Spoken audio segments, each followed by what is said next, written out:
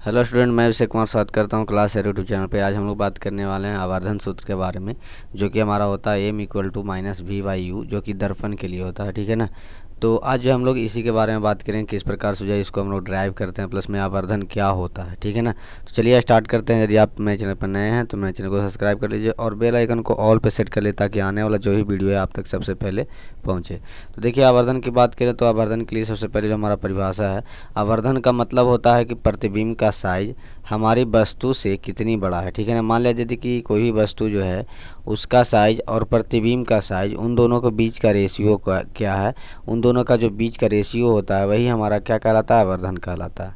तो देखिए, हम लोग जो है सिंपली अभी जो है रेखीय आवर्धन को पढ़ेंगे, क्योंकि जो है हमारे पास दो आवर्धन होते हैं। रेखीय आवर्धन में क्या होता है कि जैसे कि लंबाई के अनुसार उसको जो है रेशियो में बांटा जाता है। जैसे कि आप लोगों को बोल सकते हैं हाइट के, किसी वस्तु के हाइट को लेकर के जो है मतलब उन दोनों का रेशियो रहता है। यदि मान लिया कि हाइट के साथ साथ मोटाई का भी रेशियो लिया जाए तो जो है एक अलग आवर्धन में चला जाता है। लेकिन जब सिंपल एक जो है एक डायमेंशनल के लिए बात किया जाए तो उसको हम लोग रेखीय आवर्धन बोलते हैं। ठीक है ना। तो रेखीय आवर्धन का परिभाषा यह है कि दर्पण या लेंस से बने किसी भी वस्तु के प्रतिबिंब की लंबाई, ठीक है ना, लंबाई मतलब सिर्फ जो है एक डायमेंशन की बात किया जा रहा है, और वस्तु की लंबाई के अनुपात को हम लोग रेखीय आवर्धन कहते हैं। यानी कि कुल कहने का मतलब ये हुआ कि किसी भी जो है वस्तु का हाइट और प्रतिबिंब के हाइट, यानी कि बोल सकते हैं प्रतिबिंब का हाइट और वस्तु के हाइट के बीच में जो भी उन दोनों के बीच में अनुपात रहेगा उसी को हम लोग रेखीय आवर्धन कहते हैं। तो यहाँ से जो आपको परिभाषा मिली, यदि मान लिया कभी पूछे कि रेखीय आवर्धन किसे बोलते हैं, तो यहाँ पे सिंपली लिखना यह है कि किसी भी दर्पण या लेंस के लिए, ठीक है ना, या तो किसी भी दर्पण या लेंस से बने किसी वस्तु की प्रतिबिंब का हाइट तथा उस वस्तु के हाइट या तो बोल सकते हैं लंबाई के अनुपात को हम लोग क्या बोलते हैं, आवर्धन कहते हैं। ठीक है, तो बोल सकते हैं रेखीय आवर्धन कहते हैं। यह परिभाषा जो है उत्तल, अवतल और लेंस के लिए मान्य है, यानी कि जो है तीनों चीज़ सभी दर्पण के लिए भी मान्य है और प्लस में लेंस के लिए भी मान्य है परिभाषा। ठीक है, जो ये परिभाषा हमने बताया है तीनों के लिए मान्य है। ठीक है। इसके बाद बोला जा रहा है आवर्धन को हम लोग जो है एम से सूचित करते हैं। हमारा जो है स्मॉल लेटर होता है ABCD का, ठीक है ना, उसको उसका जो है स्मॉल एम से सूचित करते हैं आवर्धन को। ठीक है। एम कहने का मतलब ये, जैसे आवर्धन को हम लोग इंग्लिश में मैग्नीफिकेशन बोलते हैं, तो एम जो है उसका फर्स्ट लेटर है और जो है यहाँ पे ABCD का स्मॉल लेटर से इसको जो है शो कराते हैं या बोल सकते हैं दर्शाते हैं। ठीक है ना। तो यहाँ पे देखिए फार्मूला लिखा गया है, आवर्धन इक्वल टू प्रतिबिंब की लंबाई, यहाँ पे प्रतिबिंब का हाइट भी हो जाएगा, यानी कि कहने का मतलब प्रतिबिंब का जितना ऊंचाई होगा, ठीक है ना, बटा में वस्तु की लंबाई। ठीक है ना। यानी कि प्रतिबिंब की लंबाई बटा में वस्तु की लंबाई को ही हम लोग क्या बोलते हैं, आवर्धन कहते हैं। जैसा कि आप लोगों को परिभाषा में बताएं कि प्रतिबिंब की लंबाई और वस्तु के लंबाई के अनुपात को हम लोग क्या बोलते हैं, आवर्धन कहते हैं। देखिए, आवर्धन को हम लोग एम से सूचित करते हैं और प्रतिबिंब की ऊंचाई यानी कि बोल सकते हैं प्रतिबिंब की लंबाई को हम लोग h डैश माने हैं। ठीक है ना। और h हमारा जो है वस्तु की लंबाई है, जैसे कि नीचे यहाँ पर लिखा हुआ है, जहाँ पर प्रतिबिंब की लंबाई क्या हो गया, h डैश, और वस्तु की लंबाई h हो गया। तो ये तो कुल मिलाकर के हमको यदि मान लिया कि 2 नंबर का क्वेश्चन पूछ दे कि आवर्धन क्या है, आवर्धन से मतलब क्या समझते हैं, तो यहाँ पे सिंपली क्या करना पड़ेगा, उसके लिए जो है एक ठो जो है डिफिनेशन लिखना पड़ेगा, प्लस में जो है जो भी उसका फार्मूला है वो सिंपली यहाँ पे लिख देना है। ठीक है। तो आई होप जो है यहाँ तक समझ में आया होगा आप लोगों को किस प्रकार से जो है अपने एग्जाम में जो है लिख करके आना है। हम लोग चलते हैं नेक्स्ट, जो हमारा आवर्धन का जो फार्मूला है उसके ऊपर बात करते हैं। ठीक है ना। तो आवर्धन सूत्र को हम लोग को जो है सोल्व करने के लिए पहले आपको जो है एक अवतल दर्पण लेना पड़ेगा, और कुछ जो है और अवतल दर्पण के जो है बाएं साइड में क्या करना पड़ेगा, आपको जो है वस्तु को रखना पड़ेगा और वहाँ से जो है किरण को गुजारना पड़ेगा, जैसे कि आप लोगों को लेंस फार्मूला प्लस में दर्पण फार्मूला में जो है आप लोगों को बताए हैं। ठीक है। तो यहाँ पे देखिए क्या लिखा हुआ है, एक अवतल दर्पण MPN लेंगे, जैसे कि यहाँ पे MPN एक अवतल दर्पण ले लिए हैं, और वस्तु की पहली किरण मुख्य अक्ष के समानांतर तथा वक्रता केंद्र से होकर के गुजारेंगे। ठीक है ना। तो मुख्य अक्ष के समानांतर और वक्रता केंद्र से होकर गुजारेंगे, और एक ठो और जो किरण होगा हमारा वो ध्रुव से जाएगा। ठीक है ना। एक ठो और किरण को हम लोग गुजारेंगे जो कि हमारा ध्रुव से होकर के गुजरेगी। ठीक है। तो हम लोग जानते हैं कि जब कोई भी किरण जो है ध्रुव से होकर गुजरती है तो वो पुनः जिस एंगल से आई थी उसी एंगल से जो है वो मुख्य अक्ष के दूसरी ओर से मुड़ करके निकल जाती है। ठीक है ना। जैसे कि आप लोगों को जो है समतल दर्पण में होता है। ठीक है ना। तो ध्रुव पर जो है एक समतल दर्पण की तरह ही गोलीय दर्पण काम करता है। ठीक है ना। जब मान लिया कि किसी भी जो है ध्रुव पर पड़ेगा कोई किरण, तो एक समतल दर्पण की तरह जो है वो उसी एंगल के साथ ही दूसरे मीडियम में चला जाएगा। ठीक है, तो अब जो है समझ में आ गया होगा। इसके बाद बोला जा रहा है क्या कि जो है जिससे मान लिया कि यदि तीनों हम लोग किरण को यदि गुजारेंगे तो गुजारने के बाद तीनों किरण एक बिंदु पर कटेगी, उस बिंदु हमारा रहेगा क्या ए डैश हो जाएगा। ठीक है ना, मान लिया जो बिंदु पर कटेगी उस बिंदु का हम लोग मान लिए ए डैश मानेंगे और मुख्य अक्ष पर लंब डालेंगे ए डैश बी डैश, तो ए डैश बी डैश हमारा क्या हो जाएगा, हमारा वस्तु की प्रतिबिंब हो जाएगा। जो ए डैश बी डैश हो जाएगा हमारा वस्तु की प्रतिबिंब हो जाएगा। और ए भी क्या है, हमारा वस्तु है, ए डैश बी डैश प्रतिबिंब हो जाएगा। पी हमारा क्या है, पोल है। एम पी एन क्या है, हमारा दर्पण है, जो कि एक अवतल दर्पण है। ठीक है ना, और यदि बात करें इसके हाइट को या तो बोल सकते हैं लंबाई के, तो वस्तु की लंबाई जो हमारा एच है मान लिए कि, और हमारा जो है प्रतिबिंब का हाइट जो है हमारा एच डैश है। तो यहाँ पे देखिए लिखा गया है कुछ यहाँ पे, जहाँ पर जो है पी क्या है, ध्रुव है दर्पण का, एफ जो है मुख्य फोकस है, सी क्या है, वक्रता केंद्र है, और ए बी क्या है, तो वस्तु की लंबाई है। जैसे कि ए बी जो है हमारा ए हाइट है, तो वस्तु की लंबाई है। इसका वैल्यू का हम लोग क्या माने हैं, तो एच माने हैं। ठीक है, इसके बाद बोला जा रहा है ए डैश बी डैश, तो ए डैश बी डैश क्या है, प्रतिबिंब की लंबाई है, जिसको हम लोग क्या कहे हैं, एच डैश से जो है सूचित किए हैं। इसके बाद बोला जा रहा है बी पी। ठीक है, तो बी पी कहने का मतलब क्या हो गया, बीपी कहने का मतलब ये हुआ कि जैसे कि देखिए बी और पी यहाँ से यहाँ तक के। ठीक है, तो बीपी बराबर क्या हो जाएगा, हमारा जो है कि वस्तु का दूरी है, क्योंकि जो है किसी भी जो है दूरी को हम लोग दर्पण या तो लेंस में ध्रुव से नापते हैं। तो पी तो हमारा ध्रुव हो ही गया। इसके बाद बी तक हमको आना है, पी से बी तक के आना है, यानी कि ध्रुव से कहने का मतलब जितना दूर पर वस्तु रखा हुआ वहाँ तक आना है।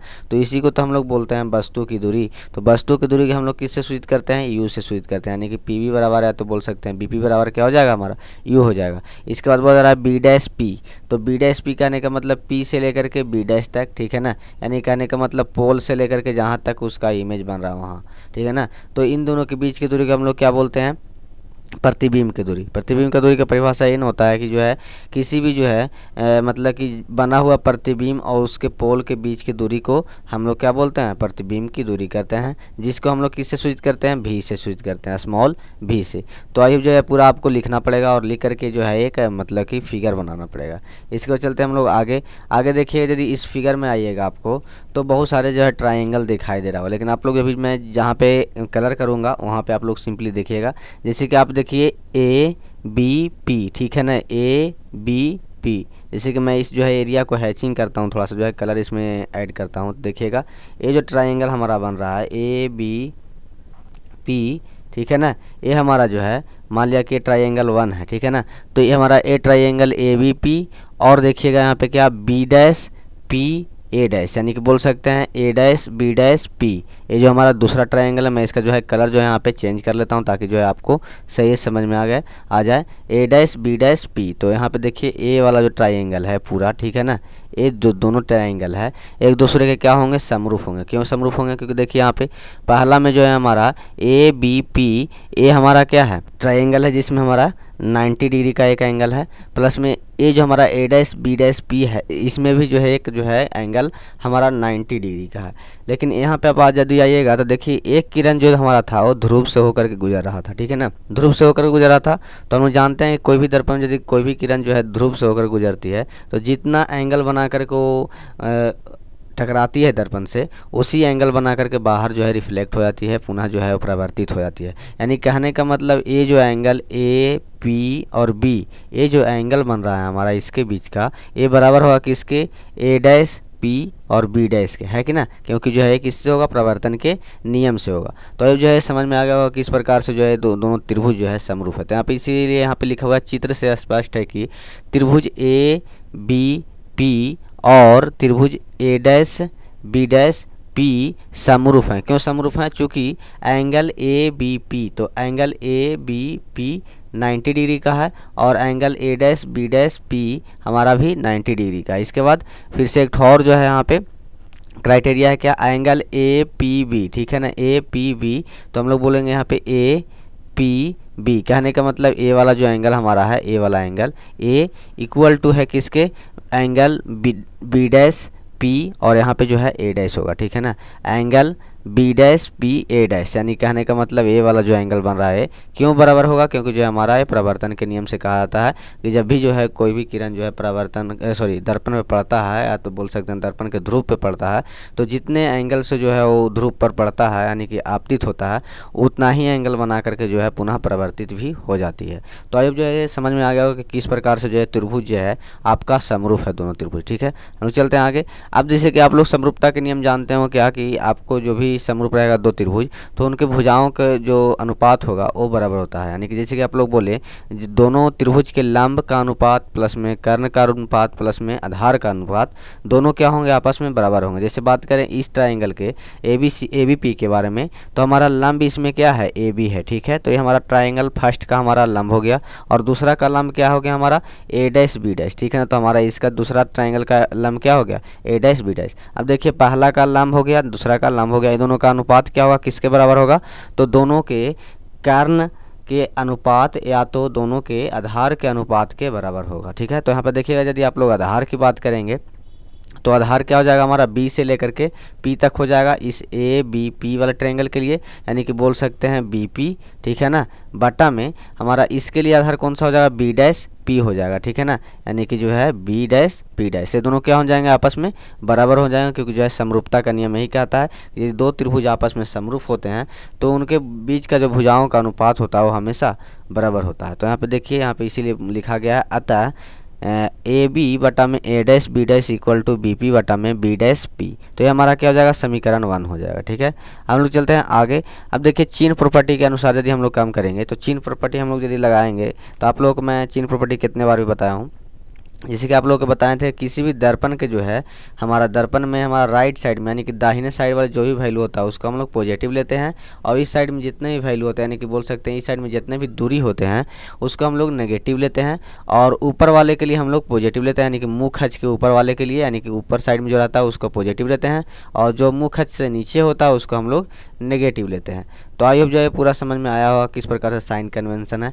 तो किसी भी जो है दर्पण के राइट साइड में जो भी दूरी रहेगा, जैसे कि मान लिया कि इस साइड में हमारा प्रतिबिंब बनेगा तो इसका दूरी ध्रुव से और इसके बीच का दूरी क्या हो जाएगा, पॉजिटिव में होगा। ठीक है ना, क्योंकि जो है राइट साइड में है, मिरर के राइट साइड यानी कि दाहिने साइड में है। यदि मान लिया कि किसी भी दर्पण के लेफ्ट साइड में यानी कि बाएं साइड में रहेगा तो उस दूरी को हम लोग नेगेटिव से सूचित करेंगे। ठीक है, और यदि मान लिया कि मुँह खच से ऊपर की ओर रहेगा दूरी तो हम लोग पॉजिटिव में लेंगे, और मुँह खच से नीचे की ओर रहेगा दूरी तो हम लोग किस में लेंगे, नेगेटिव में लेंगे। तो अब जो है साइन कन्वेंशन जो है आपको अच्छा से जो है समझ में आ गया होगा। मैं जो है यहाँ पे अभी जो है इसको इरेज कर देता हूँ, और इरेज करने के बाद आप लोग जो है आप लोग इसको देख लीजिएगा एक बार, या तो हो सके तो इसको नोट्स भी अपना जो है कॉपी में उतार भी लीजिए किस प्रकार से यहाँ पे काम हुआ है। ठीक है, इसके बाद हम लोग आते हैं चीन प्रॉपर्टी के अनुसार ए बी इक्वल टू वस्तु की लंबाई। तो ए बी हमारा क्या है, ए बी यहाँ से लेकर के यहाँ तक यानी कि वस्तु की हाइट है। और अभी चीन प्रॉपर्टी में हम लोग क्या बताएं कि जो भी हम लोग वैल्यू जो है ऊपर की ओर रहेगा उसको हम लोग क्या मानेंगे, पॉजिटिव में। तो देखिए मुँह खच के जो ऊपर की ओर नापा जा रहा है दूरी, तो हमारा क्या हो जाएगा, पॉजिटिव में हो जाएगा। तो ये हमारा एच जो है क्या में रहेगा, प्लस में रहेगा। ठीक है, ये हमारा प्लस में रहेगा। इसके बाद ए डैश बी डैश, तो ए डैश बी डैश क्या है, हमारा प्रतिबिंब बन रहा है, लेकिन प्रतिबिंब बन रहा है तो दूरी किस साइड नापा जा रहा है, तो नीचे की ओर नापा जा रहा है, यानी कि मुँह खच के नीचे की ओर नापा जा रहा है, तो ये किस में रहेगा, नेगेटिव में रहेगा। अब इसके बाद आते हैं बीपी के बारे में बात करते हैं। तो बीपी हमारा क्या है, देखिए बीपी यहाँ से यहाँ तक के है, प्लस में ये दर्पण के किस साइड में है, बाएं साइड में। तो बाएं साइड में रहने के बाद हमारा जो है साइन कन्वेंशन क्या होता है, नेगेटिव होता है, तो ये भी वैल्यू क्या हो जाएगा, नेगेटिव में होगा। इसके बाद बी डैश पी क्या है, तो हमारा प्रतिबिंब के बीच की दूरी है, तो प्रतिबिंब की दूरी भी हमारा किस साइड है, दर्पण के बाएं साइड में ही है, तो इसका साइन कन्वेंशन क्या हो जाएगा, नेगेटिव हो जाएगा, लेकिन माइनस भी होगा। तो अब जो यहाँ तक समझ में आप लोगों को आ गया होगा। अब क्या करना है, जो भी ये वैल्यू निकला है इस समीकरण के अंदर डालने पर, ठीक है ना, मान लिया कि इस समीकरण जो भी है उसमें डालने पर, तो यदि हम लोग समीकरण 1 में जो है इस सभी वैल्यू को डालेंगे तो सिंपल हमको ये मिलेगा। अतः ए बी की जगह पे हमारा क्या वैल्यू आया था, एच आया था, वो भी किस में, तो पॉजिटिव में। ठीक है, इसके बाद ए डैश बी डैश की जगह पे हमारा आया था क्या, तो एच माइनस एच डैश, यहाँ पे एच डैश रहेगा, यहाँ पे डैश छूट गया। ठीक है ना, तो minus H dash equal to minus U by minus V का है कि जो है दोनों माइनस में था। ठीक है, तो आइए यदि वैल्यू डालिएगा आपको तो यहाँ पे समझ में आप लोगों को आगे आ जाएगा। इसके बाद नेक्स्ट चलते हैं, तो देखिए एच बटा में minus H dash equal to minus U बटा में माइनस वी। ठीक है, अब देखिए ये जो दो माइनस है, दोनों माइनस आपस में क्या हो जाएंगे, कट जाएंगे, तो यहाँ से क्या हो जाएगा, प्लस बच जाएगा। तो यहाँ पे अगला बार में देखिए एच बटा में minus H dash equal to U बटा में भी हो गया। ठीक है, इसके बाद यहाँ पे यदि मान लिया कि इस माइनस को इस साइड में ले लाएँ तो एच बटा में एच डैश इक्वल टू हमारा क्या हो जाएगा, माइनस दूसरा साइड आ जाएगा, लेफ्ट साइड से राइट साइड में आ जाएगा। ठीक है, तो हमारा माइनस यू बटा वी हो जाएगा। अब चूंकि हम लोग दर्पण का जो आवर्धन होता है, आवर्धन का फॉर्मूला जानते हैं हम लोग, क्या होता है M equal to H dash बटा में एच, यानी कहने का मतलब जो भी प्रतिबिंब का लंबाई बटा में वस्तु की लंबाई। ठीक है ना, तो यहाँ पे सिंपली यदि इसको देखिए उलट दीजिएगा तो आपका जो है ऊपर में एच डैश बटा में एच हो जाएगा और इस साइड वाला भी उलट जाएगा, यानी कि भी बटा में यू हो जाएगा, लेकिन माइनस का साइन माइनस यू वहाँ पे रहेगा। ठीक है ना, अब इसको जो है क्यों उल्टे हैं, क्योंकि जो हम लोग एम का वैल्यू क्या होता है, एच डैश बचा में एच होता है। तो हम लोग क्या करना चाहते हैं, जो भी एच डैश बटा में एच है इसको हम लोग एम से रिप्लेस कर दें। एच डैश का है क्या है हमारा यहाँ पे, तो प्रतिबिंब की लंबाई, यानी कि बोल सकते हैं प्रतिबिंब की ऊंचाई है, और एच क्या है हमारा, तो वस्तु की ऊंचाई है। तो प्रतिबिंब की ऊंचाई बटा में वस्तु की ऊंचाई कहीं तो हम लोग एम बोलते हैं, यानी कि आवर्धन बोलते हैं। तो इसके जगह पे हम लोग वैल्यू क्या डाल दिए, एम डाल दिए। तो यहाँ पे सिद्ध हो गया क्या, एम इक्वल टू जो है माइनस भी बाई यू। ठीक है ना, तो अब जो है समझ में आ गया होगा किस प्रकार से जो है आपको करना है, जो हमारा एम इक्वल टू माइनस भी बाई यू जो फार्मूला है इसको किस प्रकार से प्रूफ करना है। तो यही सिंपल जो है हमारा आवर्धन सूत्र है। आप लोग को हो सकता है कि जो आपको एग्जाम में पूछ दे कि प्रूफ कीजिए कि एम इक्वल टू माइनस भी वाई यू होता है दर्पण के लिए, तो आपको सिंपली इतना ही प्रोसीजर करना पड़ेगा, आपको जो है इतना करना करे। और जो है आवर्धन का जो है आप चाहें तो परिभाषा भी लिख सकते हैं, और बाकी थोड़ा सा जो है आपको यहाँ पे लैंग्वेज लिखना ज़रूरी रहेगा कि हाँ मैंने एक अवतल दर्पण लिया है और यहाँ से जो है एक वस्तु जो है यहाँ पे रखे हैं उसका स्थिति बता देना है, प्लस में वहाँ से जो है कितने किरण गुजारे होंगे आप खुद से बता दीजिए। उसके बाद यहाँ पे नीचे लिखना होगा कि कहाँ जहाँ पे जो है मतलब कि आपका पी ध्रुव है, फोकस है, सी जो है वक्रता केंद्र है, और वस्तु का हाइट क्या है, वस्तु का प्रतिबिंब का हाइट क्या है, उसको किस चीज़ से डिनोट कर रहे हैं, ये सारी चीज़ आपको लिखना पड़ेगा। तो चलिए मिलते हैं अगले वीडियो में, और इसी प्रकार से जो है आप लोगों को जो है वीडियो प्रोवाइड होता रहेगा। सिर्फ जो है आप चैनल सिर्फ मतलब कि शेयर कर दीजिए और अपने दोस्तों के भी सभी को बोल दीजिए कि सब्सक्राइब करने के लिए, क्योंकि जो है यहाँ पे हर रोज़ जो है रेगुलर वीडियो आप लोगों के लिए आ रहा है। तो थोड़ा सा जो है आप लोग सब्सक्राइब जो है कर लीजिए और लाइक भी कर दिया कीजिए वीडियो देखने के बाद। तो चलिए मिलते हैं अगली वीडियो में, तब तक के लिए धन्यवाद।